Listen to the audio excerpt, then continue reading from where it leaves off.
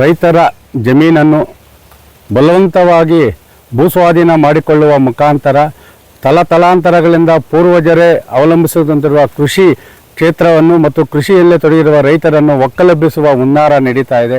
ಸರ್ಕಾರದ ವಿರುದ್ಧ ನಾವು ಯಾವುದೇ ಕಾರಣಕ್ಕೂ ಭೂಸ್ವಾಧೀನ ನಮ್ಮ ಕೃಷಿ ಭೂಮಿಯನ್ನು ಬಿಡೋದಿಲ್ಲ ಅಂತೇಳಿ ಸತತವಾಗಿ 865 ದಿನಗಳ ಕಾಲ ನಿರಂತರವಾಗಿ ಹೋರಾಟ ಮಾಡುವ ದೇವನಹಳ್ಳಿ ತಾಲೂಕು ಚನ್ನರಾಯಪಟ್ಟಣ ಹೋಬಳಿಯ 13 ಹಳ್ಳಿಗಳ ರೈತರ ಒಂದು ರೈತ ವಿರೋಧಿ ಧೋರಣೆಯನ್ನು ಸರ್ಕಾರ ಅನುಸರಿಸ್ತಾ ಇದೆ.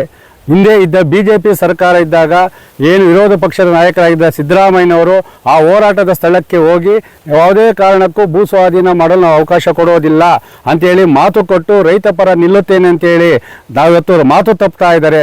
ಯಾಕಂದರೆ ಇವತ್ತು ಅಧಿಕಾರ ಬಂದಿದೆ, ಮಾನ್ಯ ಸಿದ್ದರಾಮಯ್ಯನವರೇ ಮುಖ್ಯಮಂತ್ರಿ ಆಗಿದ್ದಾರೆ, MB ಪಾಟೀಲ್ ಅವರು ಬಹುತ್ ಕೈಗಾರಿಕಾ ಮಂತ್ರಿ ಆಗಿದ್ದಾರೆ ಮತ್ತು KH ಮುನಿಯಪ್ಪನವರು ಅಲ್ಲಿನ ಉಸ್ತುವಾರಿ ಸಚಿವರಾಗಿದ್ದಾರೆ.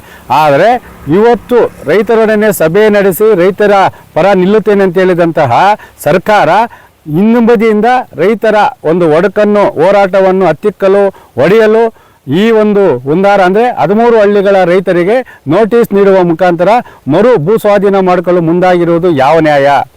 ಅಲ್ಲಾಗೆ ಇವತ್ತು ಕೃಷಿ ಭೂಮಿಯನ್ನು ದಿನೇ ಭೂಸ್ವಾಧೀನ ಮಾಡಿಕೊಂಡು ಕೈಗಾರಿಕೆ ರಸ್ತೆ ಅಂತೇಳಿ ಅಭಿವೃದ್ಧಿ ಮಾಡ್ತಾ ಇದ್ರೆ ಮುಂದಿನ ದಿನಗಳಲ್ಲಿ ತುತ್ತು ಅನ್ನಕ್ಕಾಗಿ ನಾವು ಪರದೇಶದ ಬಳಿ ಕೈ ಚಾಚಬೇಕಾಗ್ತದೆ, ಹಸುವಿನಿಂದ ನರಳಬೇಕಾಗ್ತದೆ, ಅಪೌಷ್ಟಿಕದಿಂದ ನರಳಬೇಕಾಗ್ತದೆ.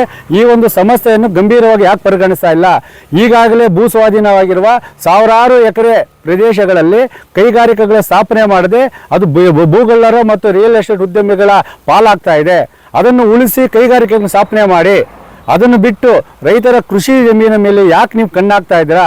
ನಿರಂತರವಾಗಿ 865 ದಿನಗಳ ಐತಿಹಾಸಿಕ ಹೋರಾಟ ಮಾಡಿರುವ ಮತ್ತು ಮಾತು ತಪ್ಪಿದಂಥ MB ಪಾಟೀಲ್ ಅವರನ್ನು ಕೈ ಬಿಡಬೇಕು, ಮಾತು ರೈತರಿಗೆ ರೈತರ ಪರ ನಿಲ್ಲದಂತಹ ಉಸ್ತುವಾರಿ ಸಚಿವ KH ಮುನಿಯಪ್ಪರವರನ್ನು ಸಚಿವ ಸಂಪುಟದಿಂದ ಕೈ ಬಿಡಬೇಕಂತೇಳಿ ದಿನಾಂಕ 23/7/2024 ಮಂಗಳವಾರ ದೇವನಹಳ್ಳಿ ಹೋರಾಟದಿಂದ ಮಾನ್ಯ ಮುಖ್ಯಮಂತ್ರಿಗಳ ಮನೆಯ ಮುತ್ತಿಗೆ ಕಾರ್ಯಕ್ರಮದಿಂದ ಕೋಲಾರ ಕರ್ನಾಟಕ ರಾಜ್ಯ ರೈತ ಸಂಘ ಹಸಿರು ಸೇನೆ ವತಿಯಿಂದ ಕನಿಷ್ಠ 300 ಜನ ರೈತ ಸಂಘದ ಕಾರ್ಯಕರ್ತರು ಆ ಒಂದು ಭೂ ಸ್ವಾಧೀನ ವಿರೋಧಿ ಹೋರಾಟಕ್ಕೆ ಬೆಂಬಲವಾಗಿ ನಿಂತು ನಿರಂತರವಾಗಿ ರೈತರಿಗೆ ಕರ್ನಾಟಕದ ಯಾವುದೇ ಮೂಲೆಯಲ್ಲಿ ಸಮಸ್ಯೆಯಾದರೂ ಕೋಲಾರದ ಕರ್ನಾಟಕ ರಾಜ್ಯ ರೈತ ಸಂಘ ಮತ್ತು ಹಸಿರು ಸೇನೆ ಸಾಮೂಹಿಕ ನಾಯಕತ್ವದ ಕರ್ನಾಟಕ ರಾಜ್ಯ ರೈತ ಸಂಘ ಹಸಿರು ಸೇನೆ ವತಿಯಿಂದ ಸಂಪೂರ್ಣ ಬೆಂಬಲವನ್ನು ಘೋಷಣೆ ಮಾಡುವ ಜೊತೆಗೆ ನಾವು ರೈತರ ಉಳಿವಿಗಾಗಿ ಜೈಲಿಗೆ ಹೋಗೋಕ್ಕೂ ರೆಡಿ ಇದ್ದೀವಿ, ಲಾಠಿ ಏಟು ತಿನ್ನೋಕ್ಕೂ ರೆಡಿ ಇದ್ದೀವಿ.